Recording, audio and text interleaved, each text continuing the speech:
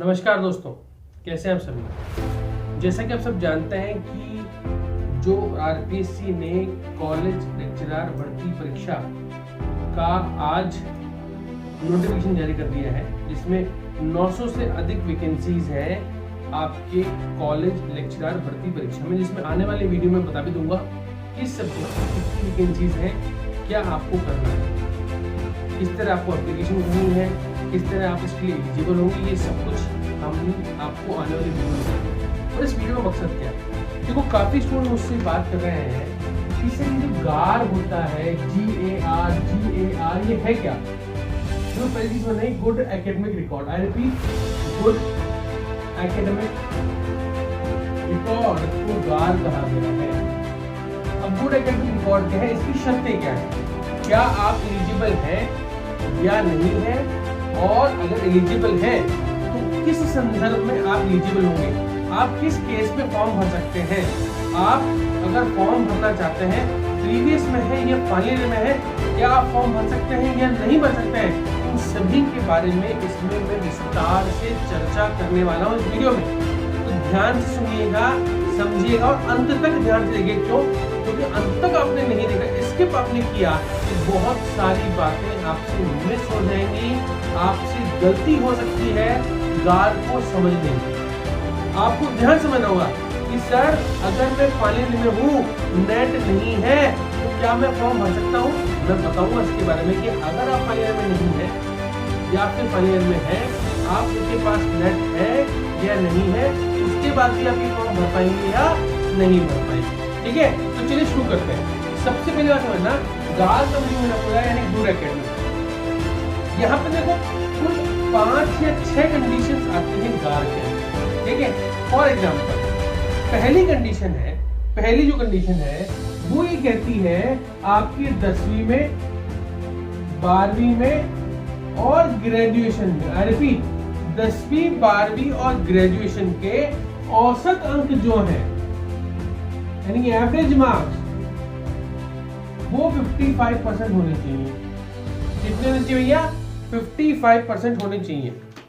For example मान लो कोई x student है, एक्स नाम का बच्चा है जिसके अंक थे 52% 10th में, 56% 12th में और लेट इट बी 50% आपके ग्रेजुएशन में। तो एवरेज निकाल लेते हैं 52, 100, 150, 158/3 कितना हो गया भैया? 5 और 2.66। तो ये व्यक्ति एलिजिबल नहीं होगा। आपका 10th, 12th और ग्रेजुएशन का एवरेज जो मार्क्स है वो 55% होना चाहिए।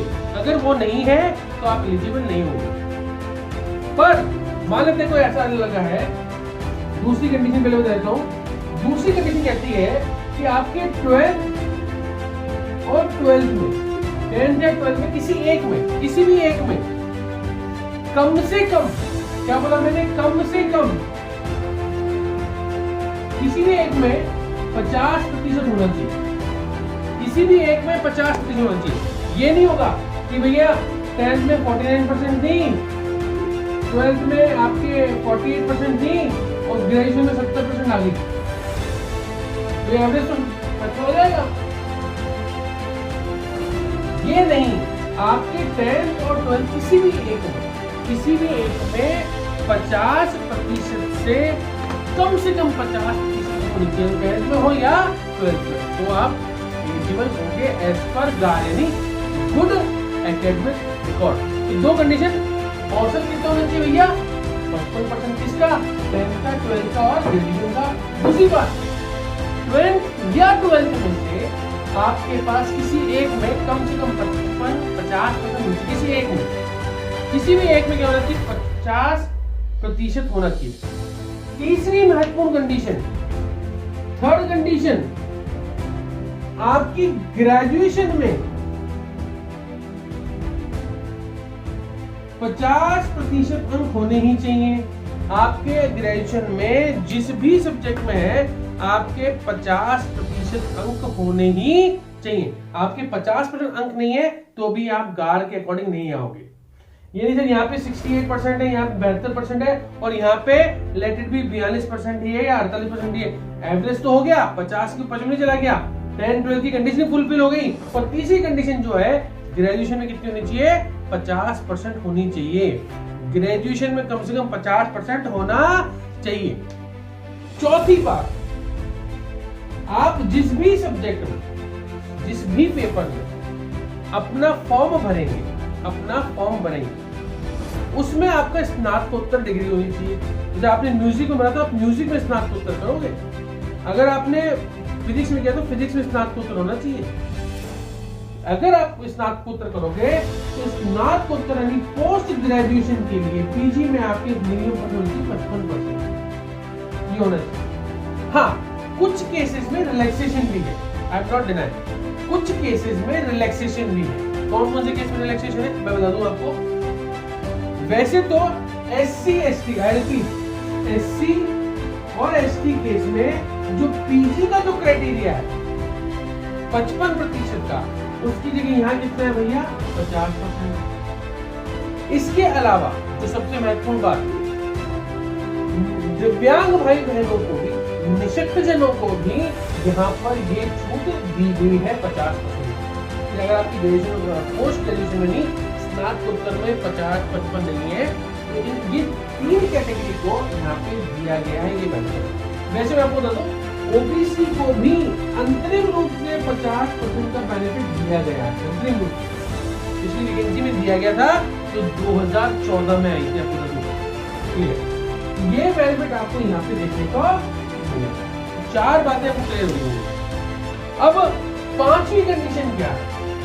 5वीं कंडीशन कहती है कि आपका नेट NET नेट या सेट होना चाहिए।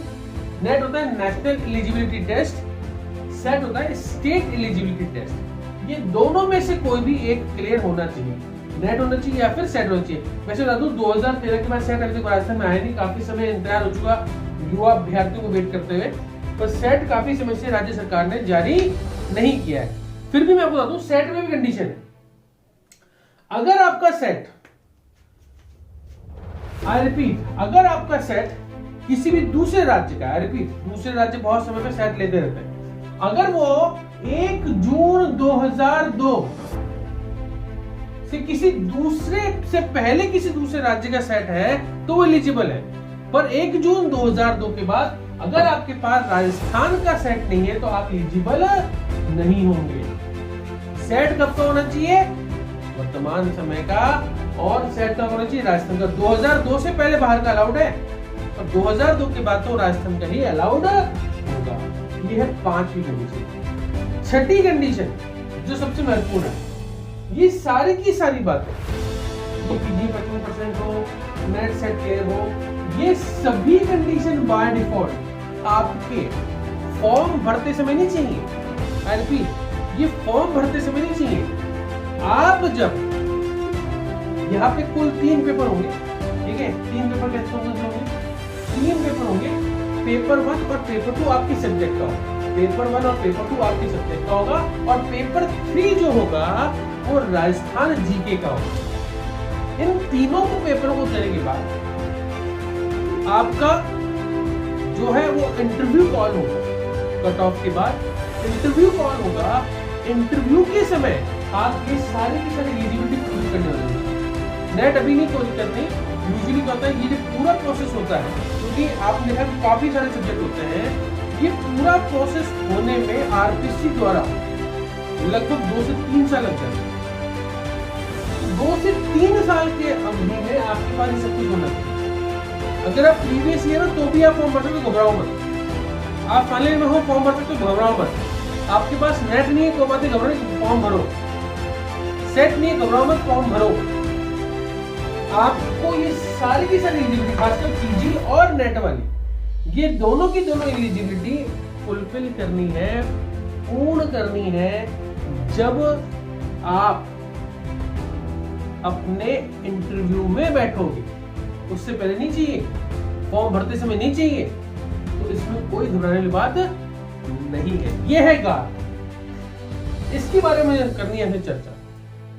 और यही मैंने कहा कि आप किसी भी सब्जेक्ट के हो और उस सब्जेक्ट में अगर आपकी वैकेंसी है, अगर आप प्रीवियस ईयर में हो तो भी आप फॉर्म भर दो, कोई दिक्कत वाली बात नहीं। क्योंकि ये जो फॉर्म भरने की कंडीशन है, क्योंकि अभी एक बच्ची ने पूछा कि सर मैं फरवरी में 21 साल की होंगी। अगेन जो भी कंडीशंस होती हैं, जो भी आप देखना कोई भी फॉर्म आता है उसकी जो कंडीशंस होती हैं वो मुख्य रूप से तभी एप्लीकेबल होंगी जब आप इंटरव्यू में बैठोगे। इंटरव्यू के समय आप कितने वर्ष के हो वो काउंट होगा, ना कि आज अपने आपने फॉर्म भरा था वो काउंट होगा। तो इंटरव्यू के समय अगर कोई अगले वर्ष 21 साल का हो दुखी मत हो, आप एलिजिबल हो, आप फॉर्म भर सकते हो और काम कर सकते हो। बात समझ में आ गई आप सभी को? तो ये क्राइटेरिया है।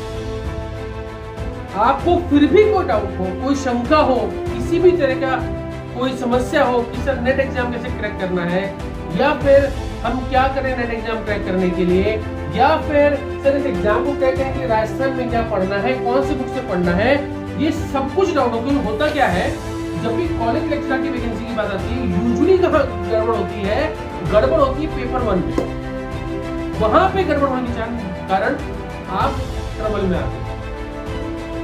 पर हमारी कोशिश रहेगी आपको हर एक समस्या से समय पर ही अवगत करा दिया जाए और उससे संबंधित जो भी बेस्ट नॉलेज है आपको टाइम पर दी जाए। इसके बाद भी कोई डाउट हो आप मुझसे बेझिझक बिना किसी समस्या के कमेंट बॉक्स में अपनी प्रॉब्लम डाल दीजिएगा। मैं आपकी हर समस्या के समाधान की पूरी कोशिश करूंगा।